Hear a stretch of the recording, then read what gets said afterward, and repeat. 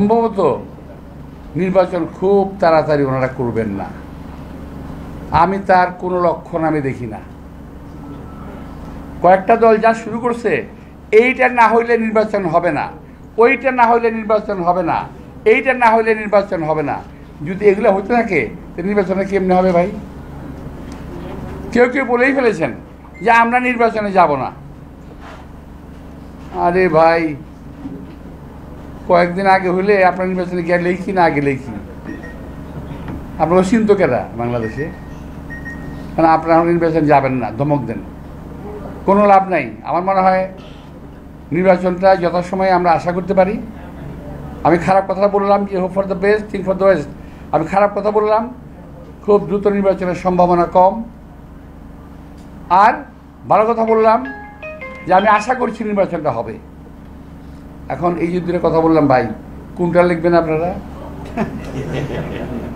কোনটা লিখবেন? কবেন যে লিখে যাই যে নির্বাচন হবে না লিখবেন, না নির্বাচন হবে লিখবেন? ভাই লিখলে দুইটা ভালো করে লিখেন, এটা কিন্তু উল্টাপাল্টা করেন না, বুঝছেন? এমনি এমনি লেগে রয়েছে ব্লগার আমার পিছনে। তো তো যাই হোক, তো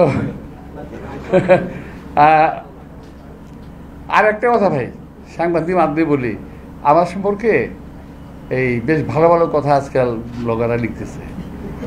তো এখন আমি মনে মনে খুব চিন্তা করলাম, বেটারা আমার বিরুদ্ধে এভাবে উল্টাপাল্টা কথা লিখতেছে, খুব আজে বাজে কথা লিখতেছে, মনটা খারাপ হয়ে যায়, আসলে খারাপ হয়ে যায়।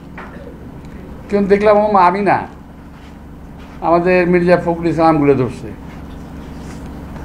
তারপরে দেখলাম খসরু সাহেবেরও ধরছে, তারপর দেখলাম সালাউদ্দিন সাহেবেরও ধরছে, আমার ভাতিজা ইশরাক সাহেবের ইশরাকটা ধরছে। আমাদের গতকাল দেখলাম অ্যাক্টিং চেয়ারম্যান তারেক রহমান সাহেবকেও বলছে, ওটা বলছে আরেক লোক। অর্থাৎ আপনি খেয়াল করে দেখেন,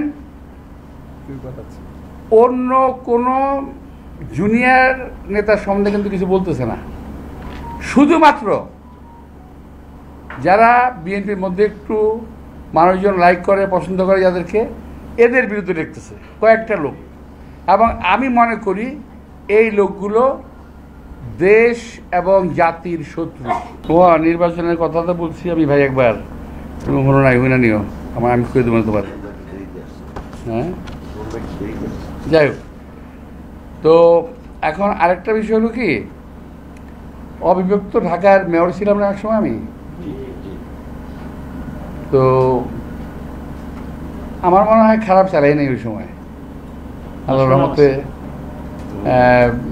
মানে এখন যে আপনারা দেখতেছেন না যে কামান দিয়ে মশা মারতেছে যে, আচ্ছা ধরেন এই কামানগুলি না থাকতো এখন কি হতো? এই কামান কিন্তু আমি আনছিলাম ইম্পোর্ট করে শিবাগেগি এবং রোল্যান্ড কোম্পানি থেকে, আমি আনছিলাম 50টা প্রথম। এদের খবর কিছু জানতো না।